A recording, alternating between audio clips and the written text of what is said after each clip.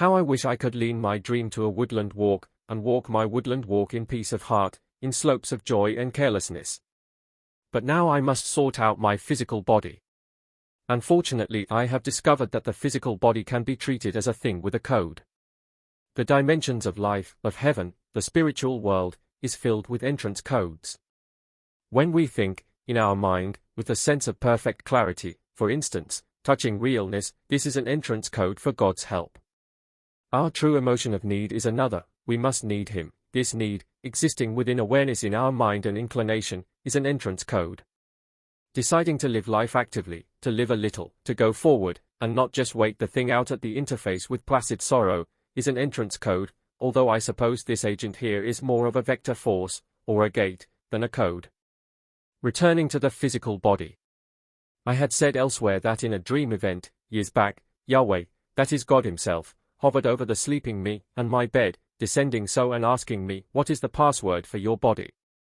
Being in slumber and tired, I had not the sense to give an answer, and drifted off, only for God to return a few minutes later, who said, "The password for your body is, my love." Now, on my end, I understood the words, my love, is connotated with a nickname, when we call someone, my love. Apparently, this is a code of some sort. My dedicated and fond approach to my physical body, a directness within directness, for the sake of emphasis, in honor and love, is the code. I touch my physical body, in this approach, an awareness, which is intention, placing my hands so and say to my body, life, healing, strength, and so on. It will not go inside unless I use the code. The code is honor and fondness, or love. The code is conscious intention, touching reality with directness, and feel life. I feel the feeling of healing, I feel the feeling of strength, or beauty, or whatever I impose or impart. Now there is also the physical body of our Lord Jesus Christ, which we have partaken of, but that is a different matter. But here I will just say, or ask, in this vein, and so commonly asked, why does God allow all this evil in the world?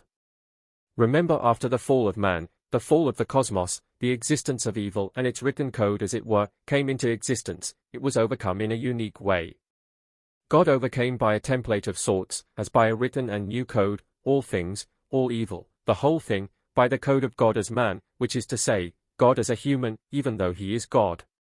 And therefore the code, the enfolding of the restoration of humanity and the cosmos, is by God, again, inside the humans, resolving the thing.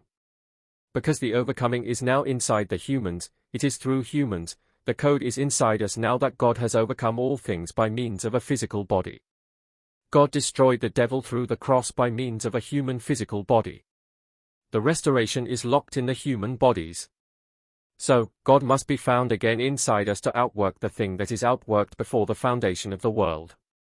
Meanwhile, it may be useful to know, when we abide in Him and He is us, that this interface or union requires, firstly, the gate of need, that is, we must emotionally feel the need for Him. Second, we must love Him, an active love. Thirdly, we must use familiarity, which is to say, we feel how God feels, however vague. That is why God keeps saying we must know Him. This knowing is exactly the feeling, with familiarity, of how God feels to us. This feeling of His presence, and knowing this is how He feels to us, is an entrance code. Jesus answered, "Don't you know me, Philip?